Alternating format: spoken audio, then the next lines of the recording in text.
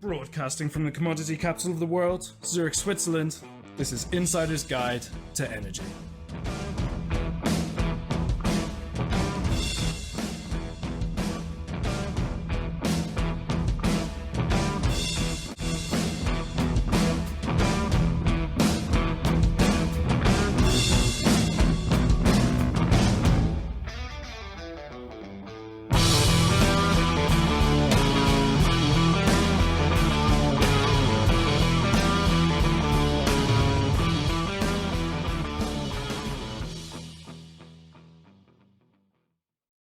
Welcome to Insider's Guide to Energy. I'm your host, Chris Sass, and today I am excited to be broadcasting from Kennebunkport, Maine.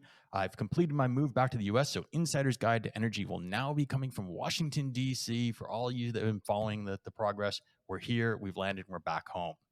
Today's episode is exciting. We are going to talk with Ted Nordhaus. I'm going to start that again. All right, here we go. Welcome to Insider's Guide to Energy. This is your host, Chris Sass, broadcasting from Kennebunkport, Maine. This week, we have a great episode. We are going to talk to the founder and executive director of the Breakthrough Institute, Ted Nordhaus. Ted, welcome to the program. Thanks for having me. I am really excited to have you. Breakthrough Institute has done some amazing things. You're a prolific writer. You've been in front of Congress. You're all over the industry. Why don't you start by telling us what is the Breakthrough Institute? So Breakthrough Institute is a think tank. We focus on technological solutions to environmental problems. We're actually based on the West Coast in Berkeley, California, of all places. And we are the world's sort of first, or at least original, eco-modernist think tank. So we believe that energy, growth, development, and technology are actually the critical solutions to addressing environmental challenges, and also assuring that sort of everyone on the planet gets to live a modern life. And you've been doing this for some time. This is not a new idea. It's not a fad. How old is the Institute? We've been around for, really since 2007 as actually like a real kind of brick and mortar operation. A little bit longer than that if you go back to like when we first had a website and started doing some writing. So we've been at this a long time. And then how many people are engaged? It seems like there's a fairly large team that are helping deliver all that content. Yeah. We got about 25 folks working for us now. Last year, we opened a Washington office, so we're bi-coastal now, and we're engaging a lot more directly in sort of policy discussions around things like nuclear energy, IRA implementation, permitting reform, and we also do a lot of work on agriculture and agricultural innovation. I just recently saw a video of you testifying in front of Congress. You were talking about regulation and the nuclear industry. Is that what's driving you? Is that one of your passions here today? Yeah, it's not the only thing we do. We work on a broad set of sort of energy and environmental issues, but nuclear has been a long time focus of the Breakthrough Institute and a major passion of mine. We believe that it is a critical environmental technology, critical for energy security, and meeting global energy needs with low carbon energy production. In the last few years, especially, we've been very focused on nuclear regulatory reform. The NRC is broken. It's been broken for a long time. Anyone who thinks that nuclear has a big role to play in the future needs to get focused on fixing the Nuclear Regulatory Commission, because we're literally just not going to commercialize a new generation of advanced nuclear reactors without it. And from watching your testimony, I think you had speaking notes and then you turned in some significant part that wasn't spoken. How well was that received from your opinion, from what you presented? Do you think there's change in the air? Yeah, there's a lot of change in the air at the congressional level. So like literally the day before I testified, well, let me take a step back. I'll provide a little bit of context. So about a decade plus ago now, we became sort of like the first even remotely well-known sort of environmental nonprofit to come out and say, hey, we need to rethink nuclear energy. This is a really important environmental technology. It's good for the environment. It's something that we need to address climate change. It was a very, very controversial position back then. And since then, I think, that argument has really won the day in a lot of quarters, including in Congress. So in 2019, as sort of a lot of folks in Congress and elsewhere start to realize that there really is this new generation of advanced nuclear technology, and there's sort of real companies and investors that are, sort of ready to start commercializing these technologies. That the Nuclear Regulatory Commission is just completely unprepared to license them. For 50 years, the Nuclear Regulatory Commission has been regulating and mostly not licensing large light water reactors, which are like your grandfather's nuclear reactor. And these are quite different technologies. They're much smaller, very different characteristics. They're cooled differently. They have different fuels that power them. So Congress in 2019 passed a thing called the Nuclear Energy Innovation and Modernization Act, which basically directed the NRC to significantly modernize its entire licensing framework to prepare for these advanced next generation nuclear reactors. So 4 years later, the NRC really has made a mess of it. They were supposed to provide a modernized, simplified, much more efficient, technologically neutral framework to license these reactors. Instead, they basically produced a new rule that kind of cut and pasted the old rule for large light water reactors sort of into the new rule. It's actually twice as long as the old rule. So kind of basically everybody agrees that this is not a recipe for commercializing and having competitive nuclear energy technologies in the future. So the day before I testified, a bipartisan letter from Congress, which includes the leadership, majority and minority leadership of the oversight committees for the NRC in the Senate, and a full majority, again bipartisan, of the House Energy and Commerce Commission, which oversees the NRC, basically write a letter saying, hey, you guys are not on track. You need to get serious about licensing. You need to take a hard look at these basically insane radiological dose standards that have been written into NRC's regulation for really like a generation, that basically, regulate radiological exposure down to like in an infinitesimally low levels, like below the background that you just get just walking around on a daily basis. So, that's a pretty good sign that I think both Democrats and Republicans in Congress realize that we need pretty significant change. And really there are sort of some old sort of Democratic kind of progressive anti-nuclear dead enders in Congress still. But even on the Democratic side, about half of the members in that committee were very strong supporters of nuclear. So things have really changed just over like the last decade. And then how does that work? So you're probably in one of the more liberal places in the United States, if Berkeley still considered that. Not a lot of nuclear in California. So your backyard. Yeah. Well, we closed most of it down, and we were slated to close the last nuclear plant in California next year, the Diablo Canyon power plant.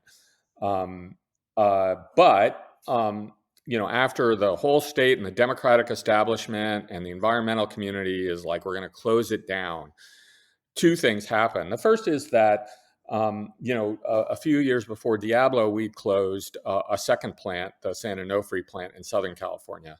And all the environmentalists and the supporters of this said, no problem, we can replace this all with solar and wind. And of course, what happened was after they closed the plant, emissions went up, rates went up, and it was replaced with gas, not solar and wind. And basically, all of the sort of state and the California Energy Commission, the PUC, all said, well, when we close this thing, we're actually going to need to replace it with gas. And then the second thing that happened in 2020 is we had a big round of blackouts, and it got really, really clear that it was going to be really hard to keep the lights on in California if we closed that plant, which just produces not only low carbon electricity, but just a huge amount of reliable electricity. So those two things together finally led the state. Again, a bunch of us had been out for years saying, do not close this plant. It's going to be bad for climate change. The state's not going to be able to hit its climate goals, and it's going to be really bad for electricity reliability, and it's going to be replaced by gas, not a bunch of solar panels. And of course, we were right about that. And the result of it is that last year, despite monolithic, strong opposition from the entire state environmental community, the most progressive legislature in the state and Gavin Newsom, the very progressive Democratic governor, reversed course and voted to keep the Diablo plant open. So even in super liberal, progressive California, the political establishment, at least, if not the environmental community, has realized that we need these nuclear plants. But that's not generally what you and I are going to talk about in the future. Those are, like you said, my grandfather's plants, right? So those are the plants that were built. Those still have life expectancy. But the next generation tends to be smaller, easier to deploy, and different, right? Maybe you can explain. Yeah. So we have just built 2 large reactors in Georgia, the Vogtle reactors. They were the first new reactors deployed in the United States in about 30 years.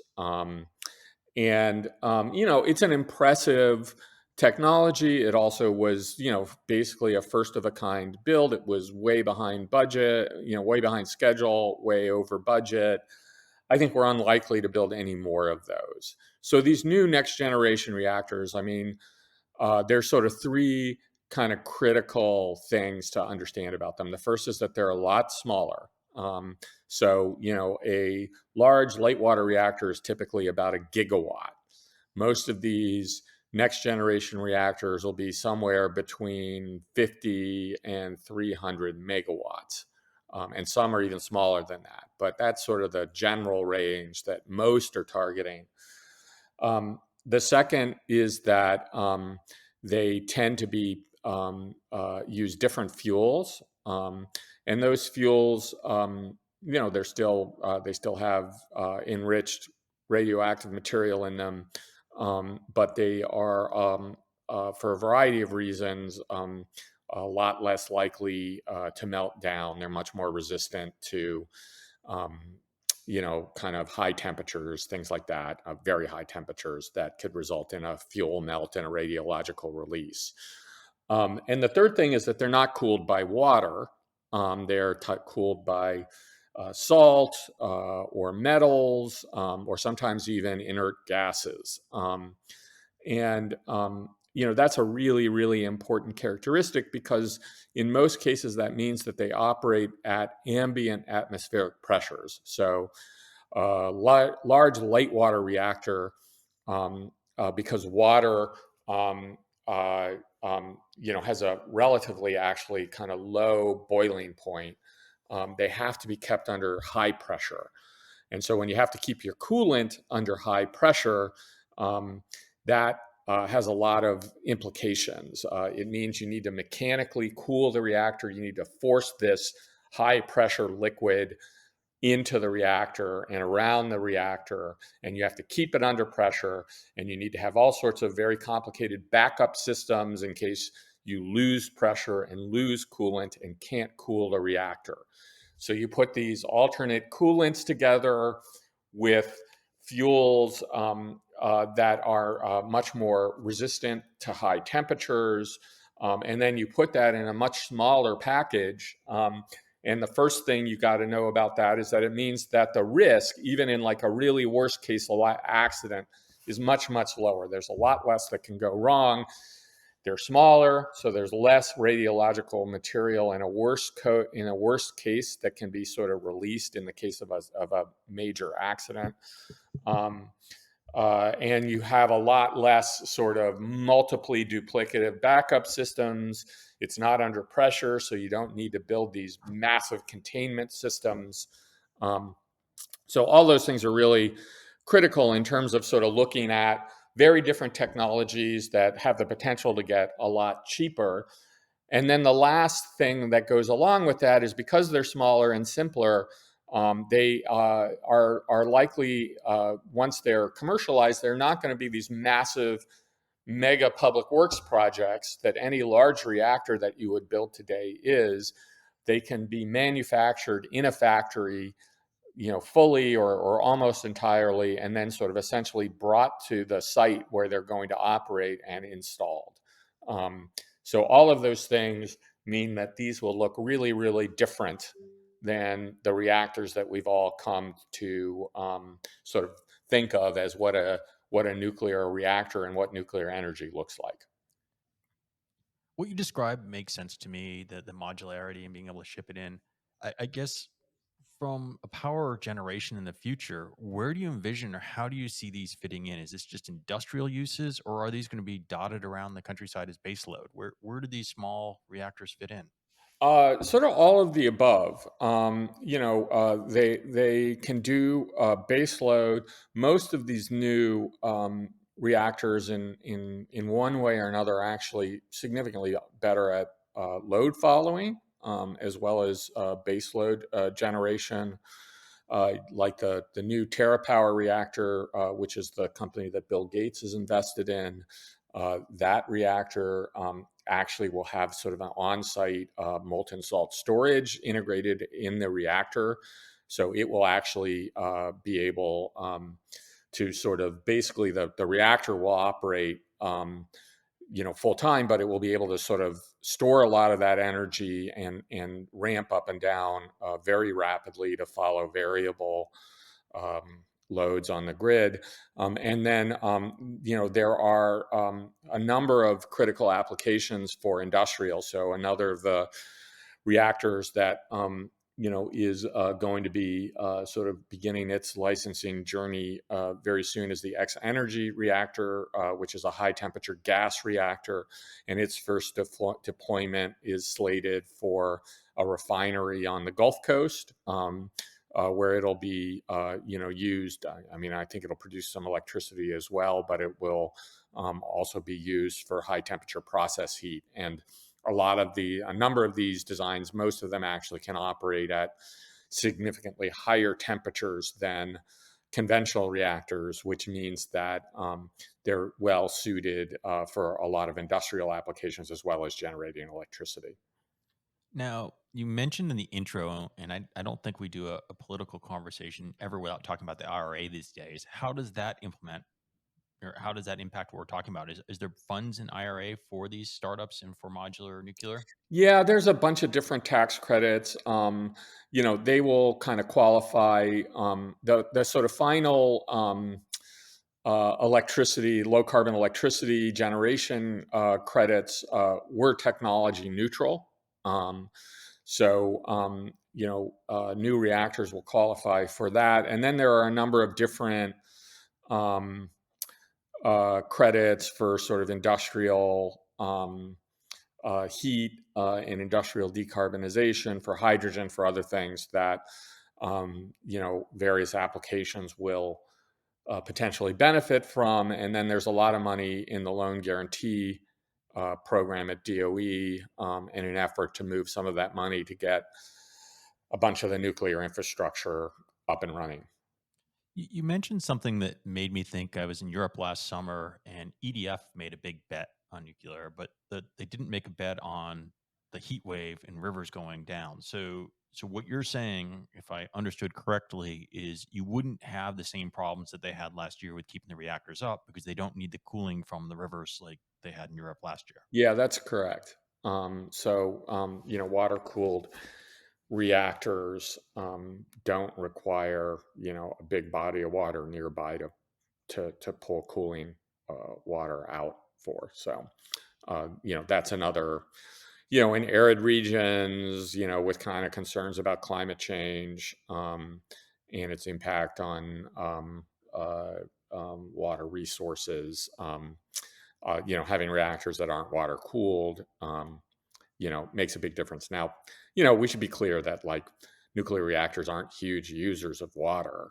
But we use it for a lot of other things, mostly for agriculture, also for like watering lawns and things.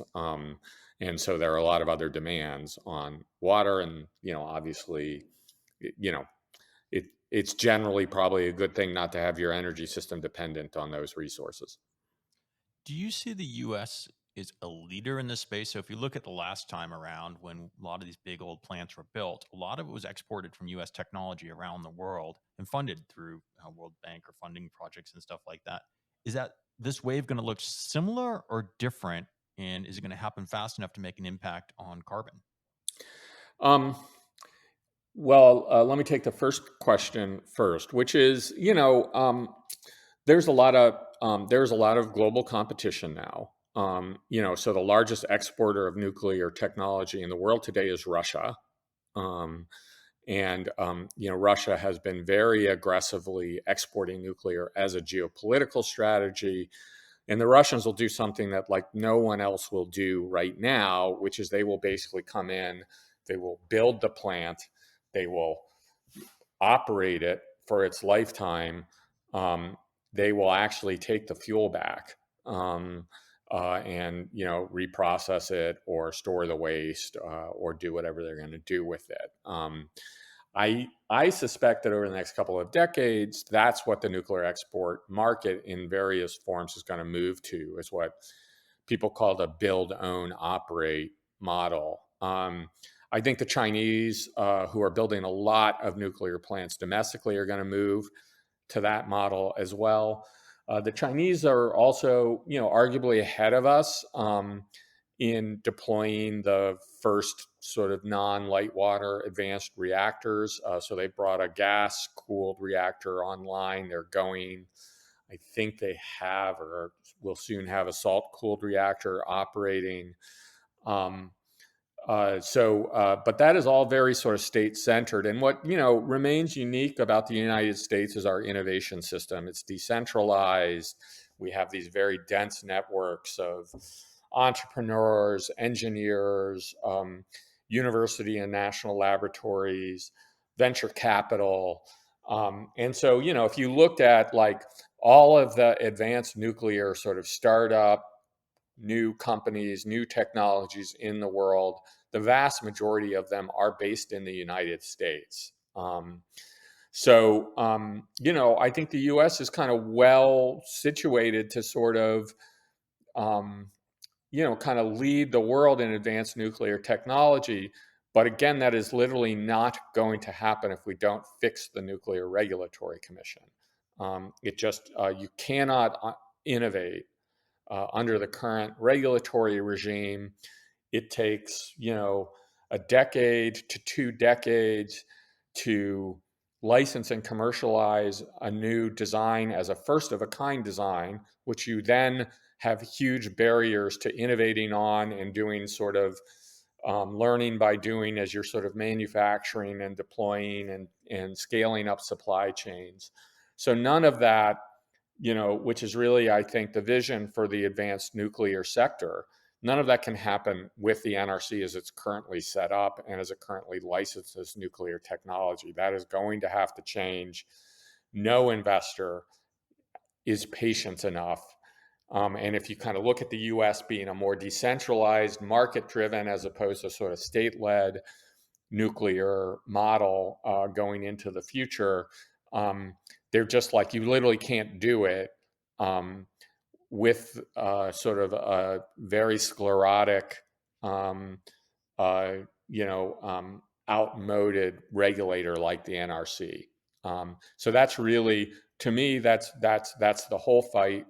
I don't think we're going to sort of succeed in building up and successfully scaling this innovative advanced nuclear sector over the next couple of decades without really pretty significant change at the Nuclear Regulatory Commission. Now, you started being a bit optimistic, saying the day before you testified, there was a joint resolution or a joint letter saying to the agency that needed to do better. Is that enough of a catalyst, or does something more dramatic need to happen to change all that?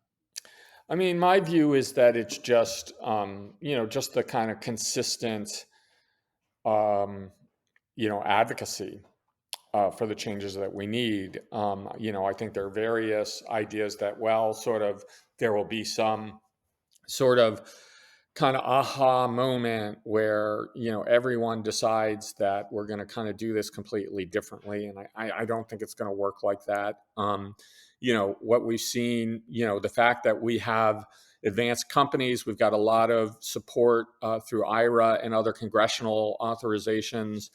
We've got a mandate from Congress for the NRC to significantly change its licensing and regulatory framework.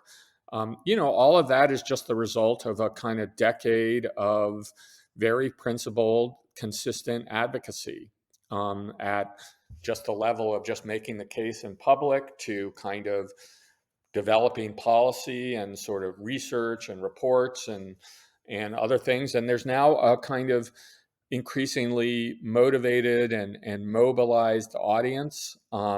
If you, any of your listeners want to get more involved in advocating for new nuclear technology, there's a new campaign that we've helped launch. It's called Build Nuclear Now. You can go to it. The website is buildnuclearnow.org. You can sort of sign up, you can get updates, action alerts, figure out how you let your member of Congress know that you want to see reform, how you write NRC commissioners and urge them to move faster. But that's just what it's going to look like. It takes time. I am optimistic we'll get there, because I think that sort of the old anti-nuclear movement is literally and figuratively dying. It's old. It's out of touch. The world looks really different. The challenges we're facing are really different. Congress, on both parties recognizes that we need these technologies. We have, huge revolutions in computing power, material science. So the kind of ability to kind of really sort of innovate in a variety of different ways is just fundamentally different than it was in like 1975 when the NRC was created. So all of that makes me optimistic, but it won't happen without a fight. Now, we've spent majority of the time talking about nuclear energy in one component, but I don't think there's one silver bullet that helps with the energy transition or helps us reduce carbon from our energy creation. And you talk about agriculture and other elements. What other parts of policy are you focused on besides just what we've talked about? What else needs to be fine-tuned for us to be successful and to accelerate the change?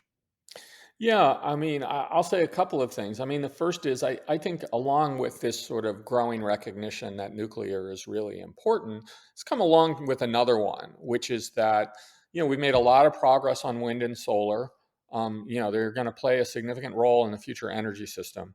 And there's just no way we are going to run, modern energy economies entirely on variable sources of renewable energy. It's just literally not going to happen. You can kind of make it work in a spreadsheet, but in the real world, it literally, even if you could kind of build it all, and it's really hard to build it all because of the land use footprint and all sorts of local places all over the US, other places are like, you know what, we don't actually want to industrialize our landscape in this way at the scale at which various folks are advocating. So there's a lot of local resistance. You're going to need other sources of low carbon electricity, and nuclear is a key, probably the most promising one of those. But then, we also forget that, like, electricity today, electricity generation is still like, around 20% of total global electricity. Most carbon emissions are outside the electricity sector. And there's a lot of talk of electrify everything, but we're having a hard time figuring out how to do that even in like the rich economies that are the most electrified and the most sort of well positioned to electrify, much less sort of poor countries where there's very little electricity to speak of at all. Even in the U.S., where you look at about 40% of emissions are from the power sector, another 40% or so are from the the transportation sector. And EVs and the future is all EVs, but that is not going to happen as quickly as people think. Again, a lot of progress on EVs, a lot of cool technology out there. But you look at how the average, first of all, how car dependent the average American household is and how they use those vehicles.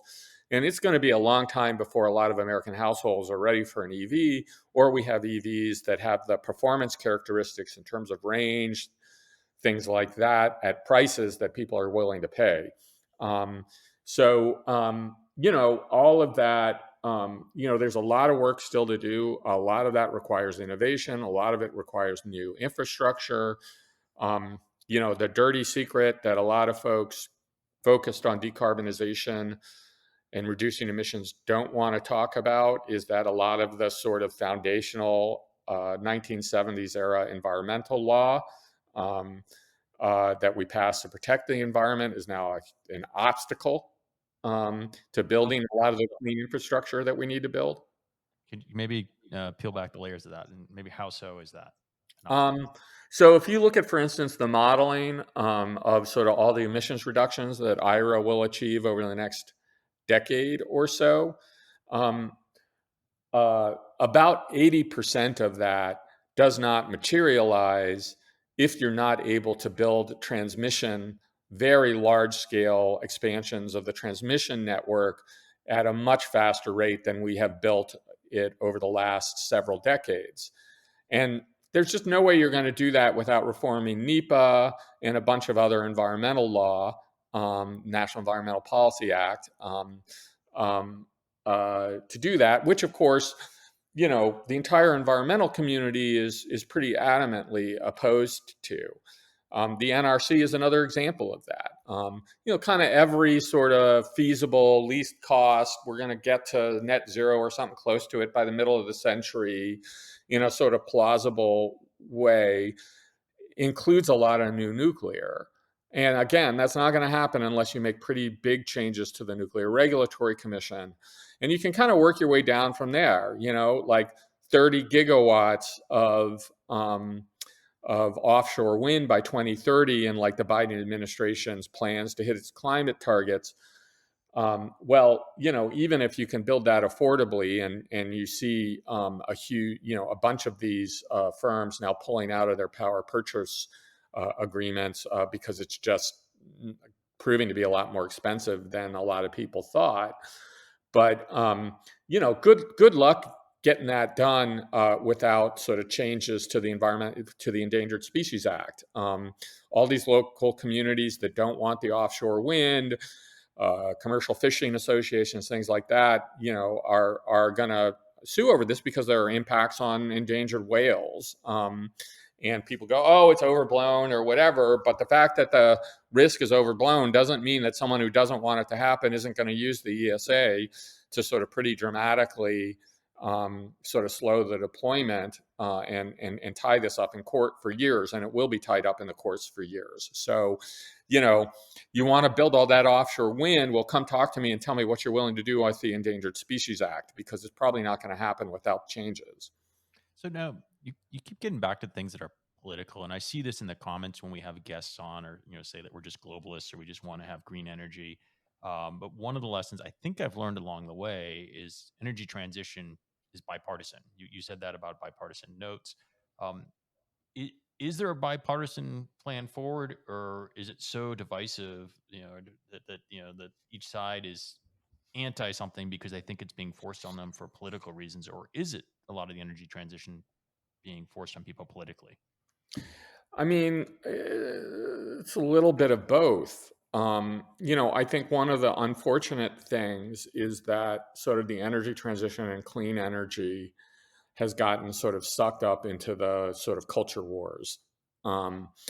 There's a lot of folks on the left, the environmental side, who are like, it's all just because of the fossil fuel denying, evil Republicans. But, time and time again, and I've been at this a long time, I've just sort of watched environmentalists and progressives and Democrats just kind of push really kind of implausible sort of targets and plans for very rapid reductions in emissions and very rapid energy transition, well beyond what the technology is ready to do, well beyond sort of consumer acceptance, things like that. So, there was this idea back, several decades ago, it's still more alive than you would think, that we're sort of somehow just going to kind of like regulate our way to a low carbon economy. And we were really kind of like basically the first to come out and say that's not going to happen. This is not like, the Clean Air Act in 1970. This is not centrally a pollution control problem. It's a technology problem. And it's going to be solved by kind of developing and deploying better technologies over many decades.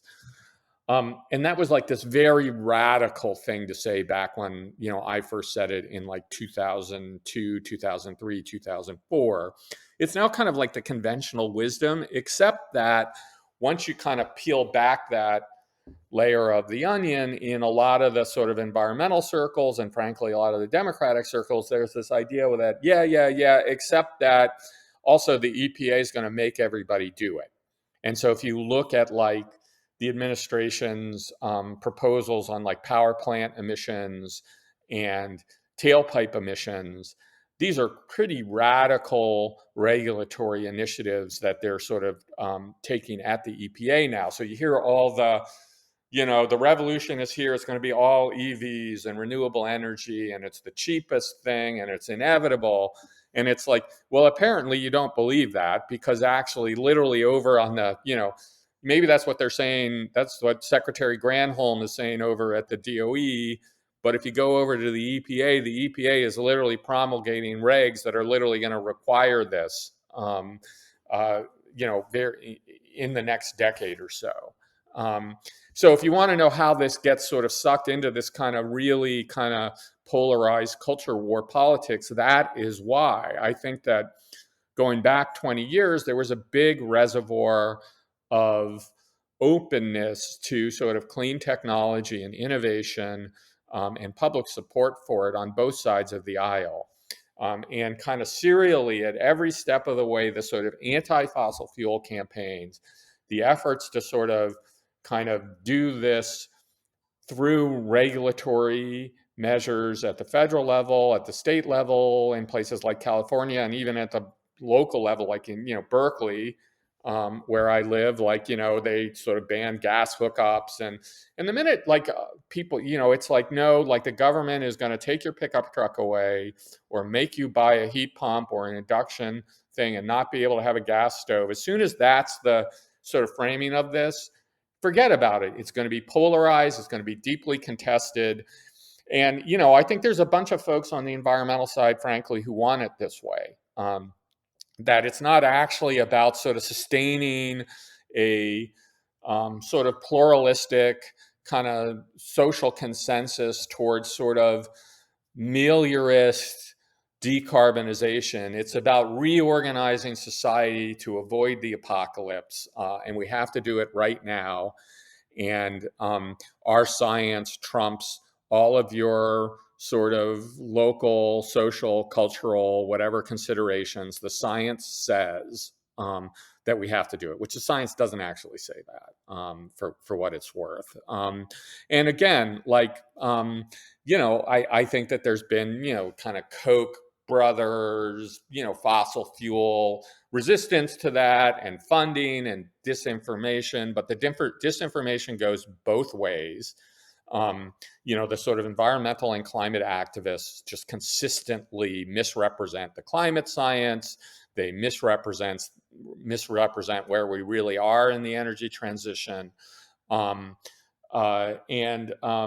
like really a lot of the driver of it is just kind of constant, consistent sort of apocalyptic rhetoric, overreach by the environmental community and the climate advocates, a sort of really compliant mainstream media that just sort of stenographs the environmental movement's messages in places like the New York Times, unfortunately. Unsurprisingly, you get a big reaction to that in a lot of places where people are like, not so fast. And I'm not sure about this. I don't like the idea of the government making me do this. But I mean, from a U.S. perspective, right? It seems that the transition's creating lots of jobs. There's a lot of money getting put into startups. You talked about technology advancements, which will create an economic upside, and we tend to be driven by economics. We do have a rather large natural gas reserve in the U.S., so we have a long runway if we need it. But I think the impact that generally folks globally, if you look at it bigger, are not worried so much about middle and upper income folks because you'll probably survive it, right? You'll probably get a new roof when a hurricane rolls through, and you'll probably go build things harder, and you have the economics to do it. I think from more of people looking at the U.S., they would say, yeah, but if you're in a poor island nation, you're going to get hit sooner than the U.S. Because I think the U.S. economy and economically, as long as we're in a good spot, people will generally adapt and be able to live through a longer transition, even if things get bumpier and weather gets more extreme and things like that, is what I'm thinking. And I think the transition is longer than most people are willing to admit from what I'm seeing, because the more energy I do, and I've been doing this podcast for about 4 years, the more pragmatic I get in my approach, because you start very idealistic. It's like, oh, of course we want to stop this and we want to do that. But as you start looking at the complexity, and it is complex, which I hate when people say that, but it truly is. There's no silver bullet in all the elements. I guess what I see is I do see and get feedback in from the podcast from such various people that don't believe anything the other side says, and I see that is whether it's like, hey, I've had a guest come on and tell me I'm absolutely wrong and we need to stop basically burning fossil fuels today, which we know how that might end. Or I've had guests say, the other thing is, hey, we don't need to do anything. It's a bunch of hula. So I guess as we're coming towards time here, how do we bring that together? I mean, you did a good job of explaining it. How are you rationalizing that and getting the powers that be, because you're lobbying and you're talking to them and things like that, to look at things kind of holistically? Yeah, you give a great example of the point I was just making. Which is like we got a lot of natural gas. It's half the carbon of coal. It's accounted for a huge amount of the decarbonization we've seen in the U.S. and a lot of other places over the last couple of decades.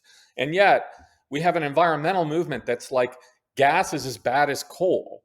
And you have to keep it in the ground and you have to stop using it. Even though like all the renewable energy technology that they're insisting is cheap and ready to scale today is totally dependent on it. And so if you want to go like, well, why has this gotten so polarized in culture war and whatever? It's because like literally, like you took a thing that literally was, the largest source of emissions reduction over the last couple of decades, good big economic benefits from it, and you turned it into an environmental bad, which is of course the same thing that the environmental community did with nuclear. Globally, you're right. Like the U.S. is kind of going to be fine. You got a lot of poor countries that are both energy poor and also in a lot of ways more vulnerable to climate extremes, whether they're caused by global warming or not. The dirty secret is that even at kind of still being a lot poorer than us, the human costs of climate change in terms of mortality, things like that, have fallen fastest over the last couple of decades in poor countries. And that's because in poor countries, even a little bit of economic development makes a huge difference in terms of climate resiliency. Along with that, we've seen significant energy development globally. I mean, one of the things that kind of is why emissions kind of continue to rise, even though they're falling in most rich countries, and have fallen significantly, is because you got a lot of poor people who need to consume a lot more energy, and fossil fuels remain the sort of fastest kind of most plausible way to get there, in part because it's not all dependent on electricity. Liquid fuels go a long way. Generators go a long way if you're really poor. And that, among other things, makes people a lot more resilient to climate impacts. So, you kind of go look at like, death rates from extreme weather events. And it's a very different story than the one that you would like hear in the New York Times, which is that everything is just a climate fueled disaster. And it's like, so the worst extreme thing that's ever happened. And then you just look at like the body count, and the body count has fallen precipitously over the last couple of decades. I actually have a non-apocalyptic view of climate change, and I still think we should take action to deal with it, because I just think, I can look around and be like, you know what, like, I don't want the next generation of Americans or Bangladeshis to sort of have to deal with 120-degree heat waves, even if they can kind of survive and live reasonably well in those environments, thanks to infrastructure, technology, all of that. And frankly, there's a huge impact on the natural world. Humans are really, really adaptive. Ecosystems are not. So we're going to lose a huge amount of biodiversity. We're going to lose forests. We're going to lose wetlands. We're going to lose all sorts of species, even if humans do pretty well.